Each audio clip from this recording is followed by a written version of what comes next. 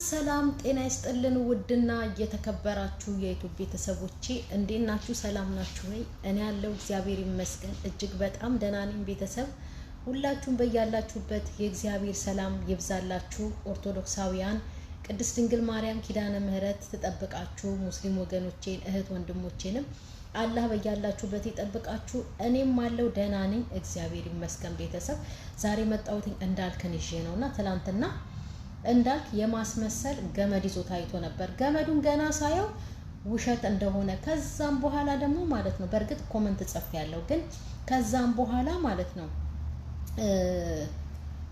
ከሄለን ጋር ያለው ነገር በጠቅላላ ውሸት እንደሆነ በደንብ ነው የሚያስታውቅበት። መድኃኔዓለምን ያፈቀረ ሰውና በአንድ ሰው ላይ ተስፋ ያደረገ ወይ ደግሞ በእግዚአብሔር ላይ ተስፋ ያደረገ ወይ ደግሞ እኛ በሃይማኖታችን ሱባኤ ገብተን እግዚአብሔር ያለንን እናታችን ቅድስት ድንግል ማርያም የነገረችንን የምንጠብቅ ከሆነ ማለት ነው እንደዚህ አይነት ውሳኔ አንደኛ ነገር ይዘን አንመጣም፣ ቪዲዮ ላይ አንወስንም። ለምን ይሄ በተናገርነው ቆንጆ ነገር በተናገርንበትና ተስፋ ባደረግንበት ሌላ ነገር ላይ በቃ ሌላ አልባል የውሸት ነገር እየጨመርንበት ነው ማለት ነው። ምክንያቱም አሁን እሱ መጀመሪያ ጊዜ ሲመጣ እንዳልክ በቃ ሱባኤ ገብቶ እመቤቴ ማርያም የሷ ያንተ እንደሆነች እንጠይቃለን። ሁለት ነገር ይዘን ሱባኤ ገብተን እንጠይቃለን እና መልስ ደግሞ ከፈጣሪ እናገኛለን። ከዛም በኋላ ነው እንግዲህ የሚሆነውን የምንጠብቀው።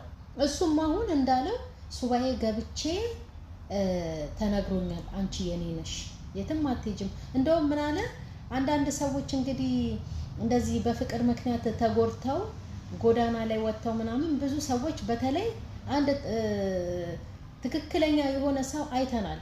ጎዳና ላይ ሚስቱ ጥላው ምናምን ነገር ሄዳ ፍቅረኛው አፍቅሯት ጥላው ሄዳ ውጭ ሀገር ምናምን ነገር እንደምትኖር ከዛም በኋላ ጎዳና ላይ እንደወጣ የምናየው ሰው አለ። ይሄ ትክክለኛው ነው።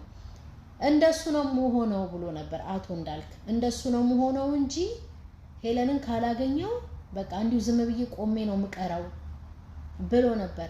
ትናንትና ገመድ ላይ ነው እሱ የሚሰክሰው። አሁን በእውነት እንደው አንዳንዴ እየመጡ እኮ እኛም በንጹህ ልቦናችን አይዟችሁ በርቱ ታው እንደዚህ አይሆን ምናምን ነገር ስንል እንደው ጅል አድርገውን ማለት ነው ይጃጃሉብናል ላያችን ላይ እንዴ።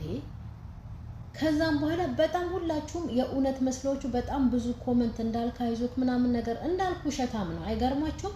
አሁንም ቢሆን ማለት ነው እንትናን ሄለን ወዳታለሁ ምናምን ለፍምስና አሁንም ቢሆን እንዲታይለት እንጂ ትክክለኛ ወዷት አይደለም።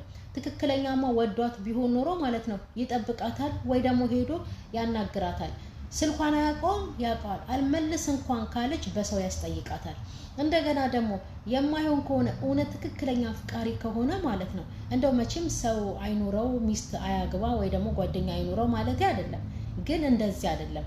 ለምን ትክክለኛውን ይዞ አይመጣም? ትክክለኛውን አንድ የሆነች ሴት እኮ ይዞ መጥቶ በቃ ጓደኛዬ ናት ተዋወቁልኝ ቢል በደስታ እንቀበለዋለን። ግን ይሄን ያህል የሚያጃጅለን እኛን ምንድነው? ትናንትና መጥቶ ልሰቀል ነው ልበጠስ ነው ምናምን፣ ያ ደግሞ አብሮት ማልቀስ ምን ማለት ለምን ያስመስላል? ትክክለኛ መውደድና ፍቅር እንደዚህ ነው ወይስ እኛን ነው የሚያጃጅለን?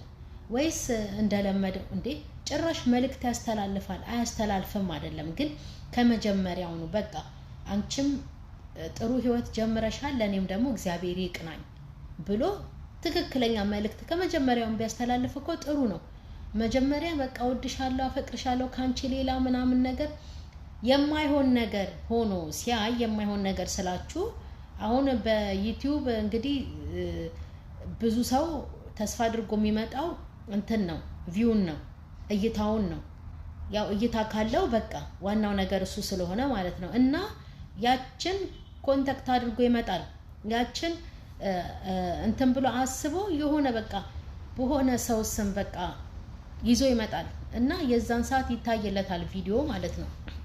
አሁን እንዳልክ ግዴታ የሄለንን ስም መጠቀም አለበት ያ እንዲሆንለት እንጂ ሁሉ ነገር የውሸት ነው። መድኃኔዓለምን እና ያፈቀረ ሰው ታዲያ እንደዚህ ነው እንዴ?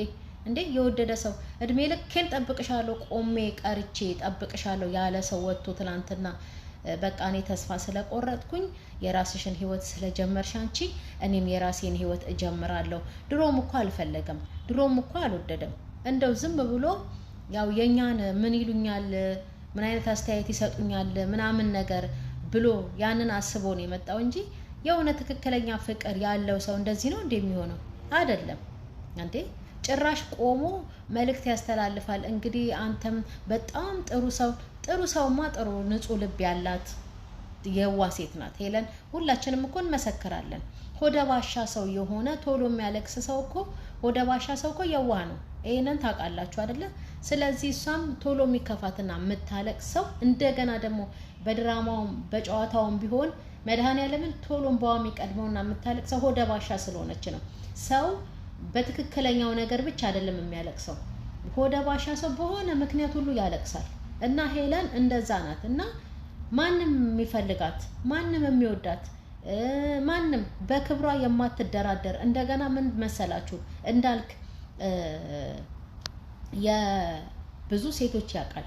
የእውነት እንግዲህ አያውቅም ማለት ዘበት ነው። ብዙ ሴቶች ያውቃል። ይሄኔ ብዙውን ሞክሮ እንግዲህ ሁሉንም አይቶ መቼም ወንድ ያያል እኮ እሱ ብቻ አይደለም አይደል? ወንድ ያያል። ወንድ አይቶ አይ እቺ አትሆንም፣ እቺ ለትዳር አትመጠንም፣ እቺ ለትዳር አትሆንም የሚልና ያስባል። የምትሆነዋን አይቶ ደግሞ እሷን ያገባል። አሁንም እንዳልክ እንደዛ ነው። በጣም ብዙ ሰዎች አየ፣ ብዙ ሴቶች እኔ እንደተረዳሁት ደግሞ እንደዛ ነው። ብዙ ሴቶች አየ፣ አወጣ፣ አወረደ። ሁሉም በዙሪያው ያሉት የማይሆኑ ናቸው ሁሉም። ስለዚህ ክብሯን የጠበቀች ንጹህ ሴት እና ጥሩ ልበ መልካም የሆነች ሄለን ናት።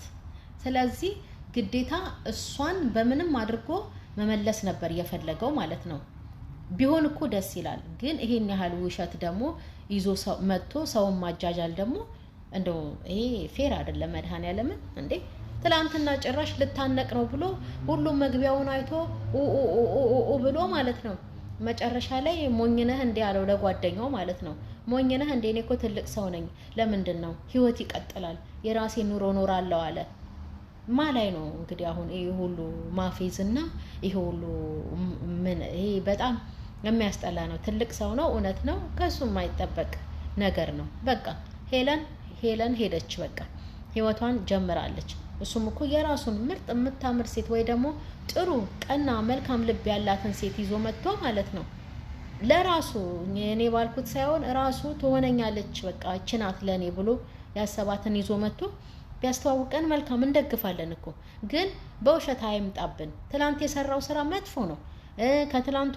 ከትላንት ወዲያ ሳይሆን ባለፈው ራሱ እኛን ትልቅ ሰው እያስቀምጦ ሄለንን ያቋት የለ እሷ ጋር ሽማግሌ ልልክ ነው ምናምን ነገር ብሎ ሰውየውን ክስ ካረጋቸው በኋላ ማለት ነው እኛም እውነት መስሎን ይሁን ካለም በኋላ መጨረሻ ላይ ውሸቴን ነው አለ። እንደዛ አይደረግም። በእርግጥ ማንኛውም ሰው ዩቲዩብ ሲሰራ እይታ እንዲታይለት በጣም እንዲታይለትና ሰውን እንዲወደው ለማድረግ ታይትላቸው ላይ የሆነ ቆንጆ ነገር ይጽፋሉ። ከዛም በኋላ ግር ብለን እንደበግ ሄደን እናያላቸዋለን። ከዛም በኋላ ደግሞ ውሸት ነው ሲባል መጨረሻ ላይ ደግሞ እንናደዳለን። የሁሉም ዩቲዩበር እንትን ያ ነው እና እንዳልክ ትክክል አይደለም። የእውነት እንዴ ይሄን ያህል ሰው ይጨነቃል እኮ ምን ሆነክ ነው? ሰው በጣም ነው የሚጨነቀው። ትላንት ኮመንት አንብበሃል፣ ዛሬ ፎቶ ለጥፈሃል ይቅርታ አድርጉልኝ ብለህ። ትክክል ነው። ይቅርታ መጠየቅ ምርጥ ነገር ነው።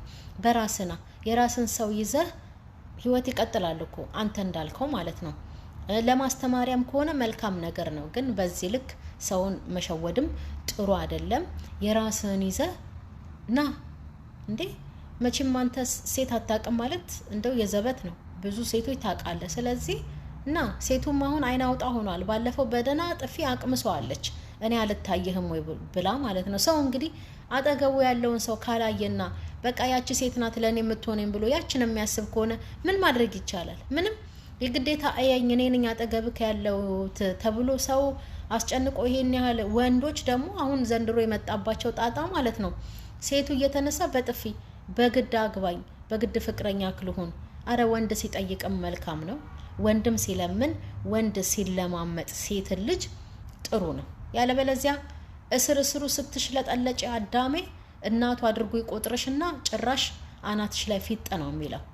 እና እንዳልክ ትላንትና ይዞ የመጣው ጥሩ ነገር አይደለም። ሁሉ የማስመሰል ሁሌ የማስመሰል ነገር ነውና እሱ ብቻ አይደለም ሁሉም ነው አስመሰል